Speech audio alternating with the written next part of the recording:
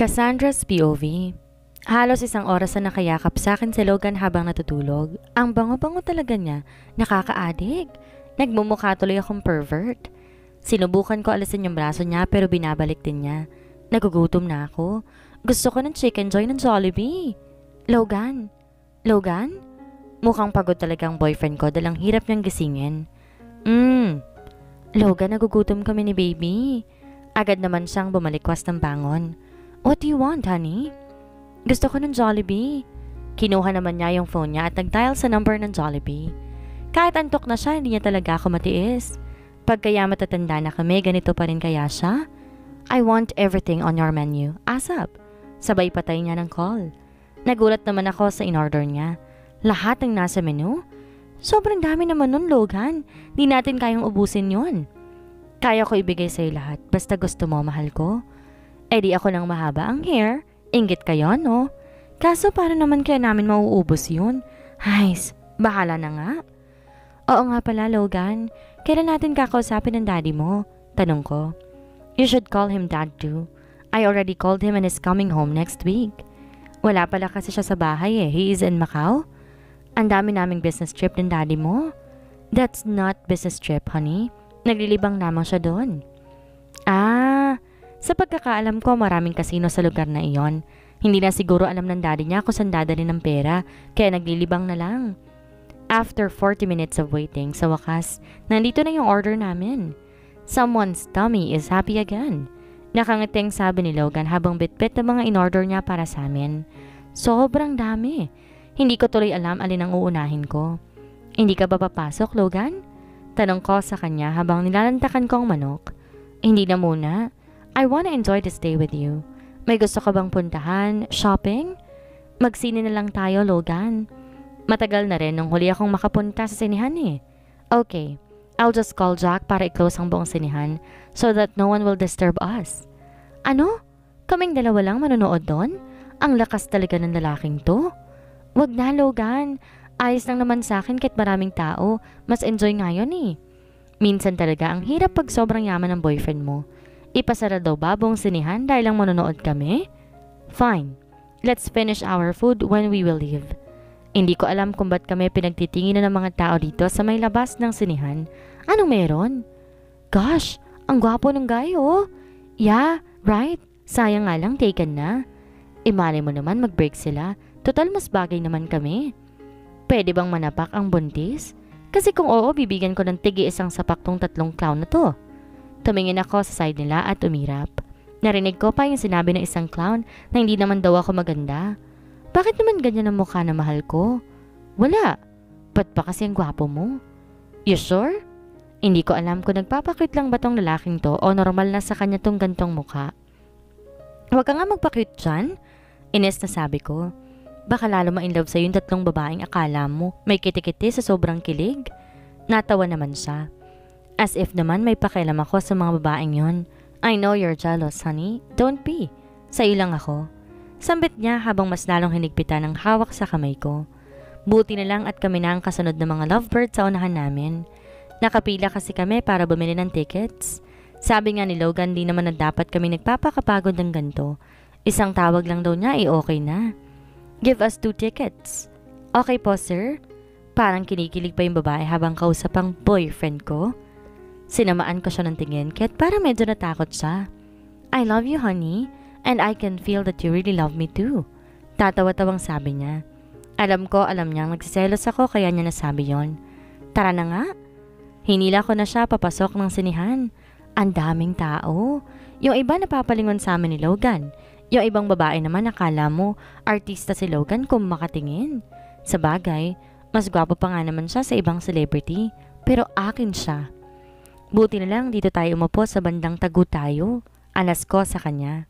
Yeah, sinadya ko talagang dito dahil baka hindi ko mapigilan ng sarili ko at masunto ko yung mga lalaking habol ang tingin sa'yo. Napakunot ako ng oo. Ha?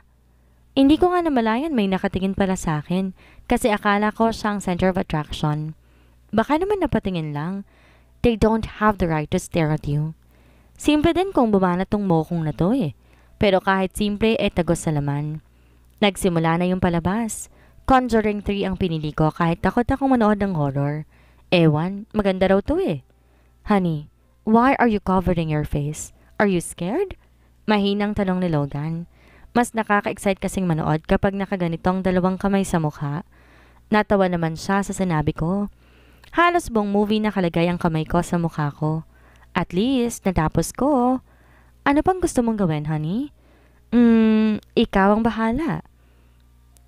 Then, let's shopping. Hinila ko ni Logan sa dep store at nila sa may pang-abay na section. Hindi naman siya excited, no? Almost 2 months pa lang naman akong preggy, pero gusto niya na daw mamili ng ilang gamit para prepared kami.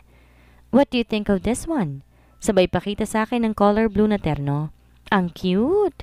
Bakit naman blue? Hindi pa naman natin alam ang gender ni baby. I know that it's going to be a healthy baby boy. Dugong Navarro yata yan. Nag-smirk pa siya habang sinasabi iyon. Gusto ko pa naman sana girl. Pero kahit ano naman ayos lang basta maging healthy lamang siya. Pumipili pa siya ng ibang mga damit pati mga crib at ilang baby pillows na halos color blue lahat. Pumili na rin ako ng ibang pink kasi baka mamaya mali pala yung hula niya eh. Sa palagay ko, okay na to, Logan. Ang dami na oh. Hindi pa nga obvious na buntis ako. That is why I will buy you your new clothes and dress na pangbuntis. Ayoko na masikipan ng anak ko dahil sa mga suot mo. Sobrang saya ng puso ko dahil nakikita ko kung paano magiging responsableng ama si Logan sa anak namin. You must be very proud, baby. Love na love ka ng daddy mo. Bulong ko sa isip ko. After bayaran ni Logan lahat ng pinamili namin, dumiretso kami sa isang female boutique para bumili ng mga bago kong dress. Hello, Mr. Navarro. It's been a long time. Bati sa kanya ng babae na parang siya ang may-ari ng boutique na to. Yeah, glad to see you again, Nikki. By the way, this is my soon-to-be wife, Catherine. Hello, beautiful. Bati pa niya sa akin sabay beso. Anong pinakain sa'yo nitong lalaki na to't napaibig mo? Natawa naman ako sa sinabi niya. Mukhang mabait naman siya kaya thumbs up siya para sa akin. You are so mean, Nikki. What brings you here ba? May event pa kayong pupuntahan at kailangan mo ng dress para sa wifey mo? No, I want you to give her some dresses. Yung pangbuntis? OMG, you're pregnant? Tumango naman ako at gumiti. Gosh, you're so sexy pa rin. Hindi halatang may baby na ha? Anyway, come with me and I will show you my dresses. Ipinakita sa akin ni Ate Nikki ang mga dress na para daw sa mga buntis. Sinukat ko isa-isa at pinapakita ko kay Logan pagkasukat ko. No, I don't like that. Pinakita ko kasi ang sleeveless na dress na color pink. Sayang ang ganda pa naman, kaso masyado daw exposed ang balikat ko. Next kong pinakita tong off-shoulder floral dress na above the knee. Nope, kita yung tuhod mo eh tapos exposed pa rin yung balikat mo. At sa huli, siya na ang pumili ng mga susuotin ko. Napailing na lamang ako habang tinitingnan ng mga dress na hanggang binti ko tapos yung sleeves ay hanggang siko ko. So protective, huh? I did not know na may ganyan ka palang side. Of course. Paribasa, si Jules hindi ganyan sa'yo. Biro ni Logan. Yun siguro ang boyfriend ni Ate Nikki. Che? Natawa naman kaming tatlo. Nagpaalam na kami ni Logan kay Ate Nikki dahil sabi ko sa kanya medyo inaantok na ako. Pagdating sa kondo niya, nagluto agad siya ng special paella para sa akin. Special daw yun, sabi niya eh. Napaka-sweet naman talaga ng boyfriend ko. Anything for you, honey? Maagang umalis si Logan dahil may meeting siya with his investors, including Isabella. Pero nag-iwan siya ng letter at pagkain para sa dalaga. Good morning, Mr. Navarro. The board is waiting. Agad pumasok si Logan sa loob ng conference room at as usual, nandoon ang babaeng pinakayaw niyang makita. Di na lang niya ito pinansin at nagsimulang makinig sa mga investors at ibang board members. Logan! Tawag sa kanya ni Isabella after na meeting, pero dito pinansin ng binata. Dumiretso si Logan sa opisina niya at sumunod naman ito. Iritadong tanong ng binata. What the shot do you want? You know what I always wanted? I'll just call the security to throw your ass. Ayaw mo bang pag-usapan ang nangyari sa atin sa US? Natigilan naman si Logan. Naalala niya ang pagkakamaling nagawa niya sa mahal niya na hanggang ngayon pinagsisihan pa rin niya ng sobra. What are you talking about? Will you please leave my office? Do not act like you're an innocent kid, babe. Get out, now! Barito nung utos ni Logan pero nakangiti lamang ang dalaga. Huwag kang masyado magpakasaya, mahal ko. Baka isang araw magulat ka na sa akin ka na ulit. Lumapit pa ito kay Logan at tinalikan ng tenga nito na ikinagulat ko na ulit. Nang binata kahit natulak niya to, Shit you! I love you too, dear. And just a simple reminder na sa akin ang huling alas. Nakangising sambit niya at saka lumabas ng opisina. Ewan pero kinabahan si Logan dahil natatakot siyang may gawin si Isabella para saktan si Catherine. Araw-araw siyang inuusig ng konsensya niya pero hindi niya to kayang aminin sa mahal niya dahil alam niya iiwan siya nito. I can't lose her. Mababaliw ako pag nawala sa akin si Catherine at ang magiging baby namin. I will do everything para hindi niya ako iwan. Walang makakahadlang sa amin kahit ikaw pa, Isabella. Catherine's POV. Excited na ako, Logan. Alam niyo ba kung bakit ako excited? Nag-set lang naman si Logan ng outing kasama mga friends niya at friends ko. Kailan mo ba gustong umalis, honey? Kung pwede lang bukas eh. Kaso baka may mga meeting ka kaya kapag free ka na lang. Bigla naman siyang lumapit sa akin at inalalay na kong kumandong sa lap niya.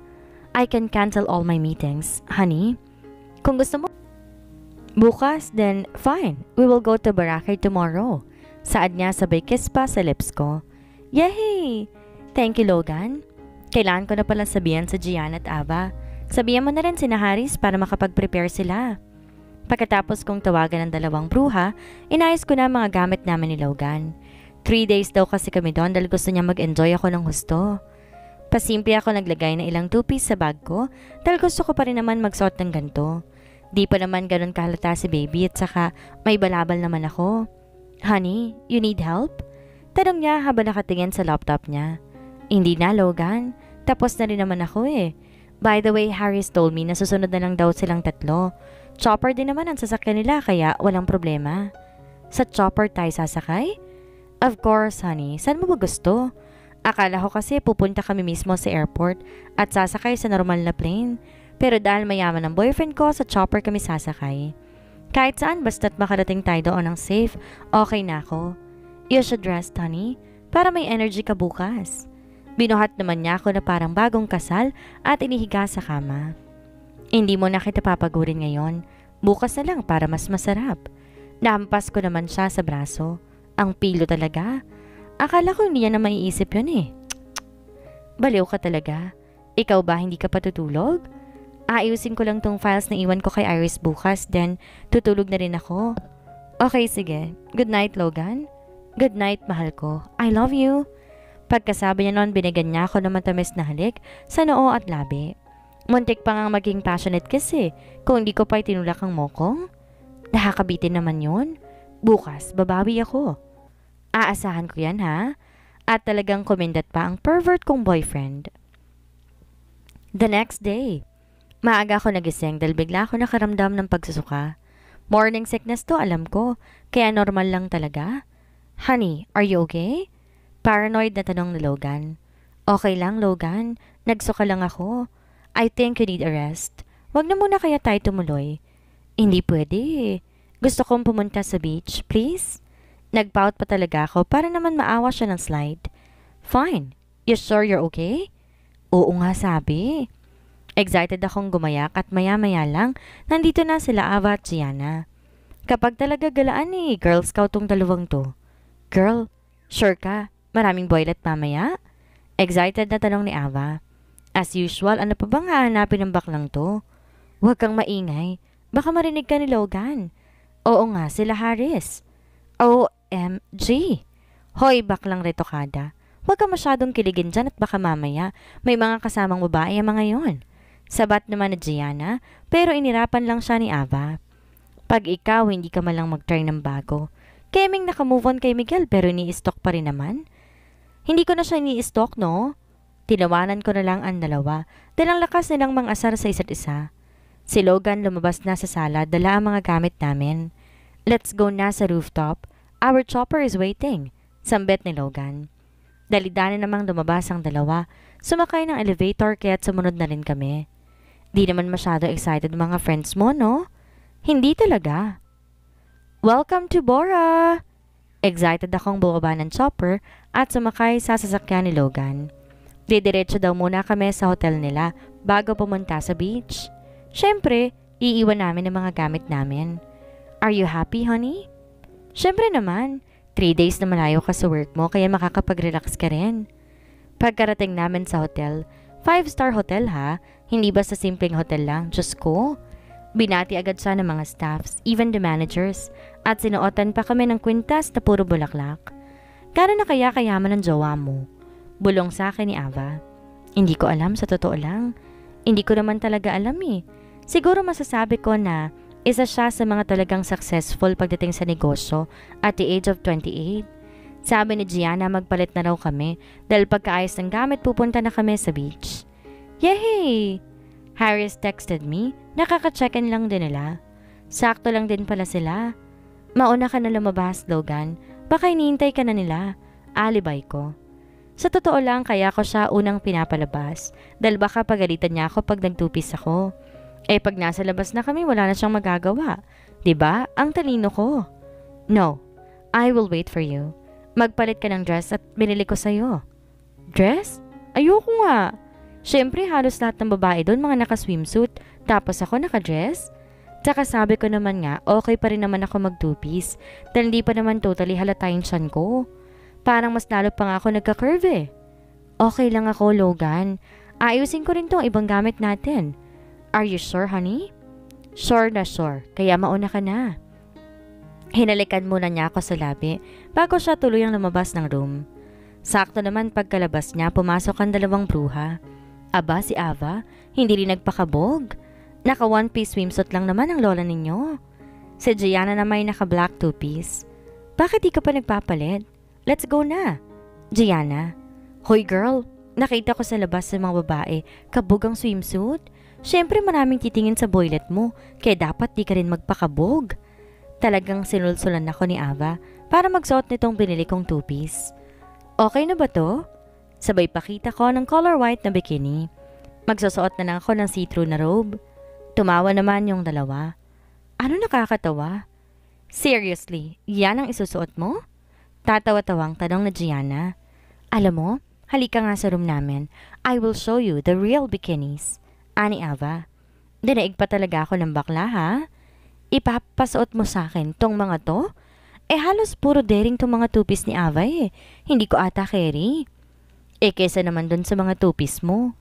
Nagsimulang pumili ang dalawa. They decided na ipasuot sa akin tong kulay red na two-piece na may tali sa dalawang side ng pang-ibaba at sa likod naman ng bra, tali din ang pinaka-hook. Goodness! Mas lalo ka pa palang sumexy ngayon.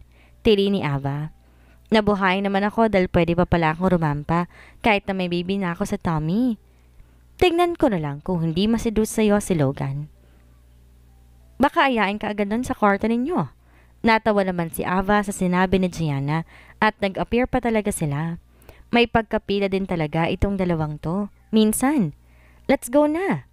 Hindi na nila ako pinagsuot ng robe dahil masisira lang daw ang outfit ko. Paglabas namin ng hotel, may mga tumitingin agad sa amin. My gosh, mukhang mapapaaway si Logan dahil sa ganda at sexy mo, friend. Tumigil ka nga dyan, Ava. Medyo nahihiya nga ako sa suot ko eh. Ikaw ang tumigil. Pwede ba? Be confident. Hinanap naman sila ni Logan at natanaw naman sila. May kausap na mga babae. Kita mo agad ang kaputian. Look, sabi ko sa'yo, di ba? Marami ang kakausap sa boylet mo kaya dapat talaga hindi ka magpadaig. Anas ni Gianna. True. Halika, puntahan na natin sila para makita na ni Logan yung outfit mo. Tama sila. Be confident. Catherine, sino naman kaya yung kausap nila? Bigla tuloy uminit yung ulo ko. Hi girls! Oh my, Catherine! You look hot in your two-piece, huh? Bungad ni Brooks. Napalingon naman yung tatlo at nanlalaki ang mata ni Logan. Buntis ka ba talaga? O gawa-gawa lamang yun ni Logan? Si Joseph. Di naman nakaimik agad si Harris at si Logan. Parang natulala bigla sila sa imagination ko lamang yun. Grabe naman kayo mambola. By the way guys, this is my two best friends, Ava and Gianna. Nakipagbeso naman sila. Ang lola mo, Ava, parang ang gusto halik talaga at hindi beso lang ha. Paglingon ko kay Logan, ay masama nang tingin niya sa akin. kaya naman naparunok na ako. Di na siya nakapagpigil at in-excuse ako, kaya iniwan na muna namin sila. Habang naglalakad nga kami papalayo, nakikita ko na ang ibang mga babae na habol tingin kay Logan. Hanggang tingin lang kayo. What the shit are you wearing? Two-piece? Pa-inosente ko pang sagot. I told you to wear a dress. Look at your boobs. Malapit nang sumabog dyan sa bra mo. And your ass. Kitang-kita na nilang lahat. Logan, nasa beach tayo. Wala ko nakikitang problema. Ang problema ay yung suot mo. Gusto mo ba talaga ako mapaaway? Look at those shit. Kanina pa nakatingin sa'yo na parang nire-rape ka na nila sa isip nila. Napalingon naman ako sa side na tinuro ni Logan at nakita ko yung 5 lalaki na nakatingin sa akin at nakangiti. Ikaw nga nakikipag-usap sa ibang babae habang wala ako? That's my classmate before. Kinamusta lang niya ako and she's with her boyfriend? That is not an excuse.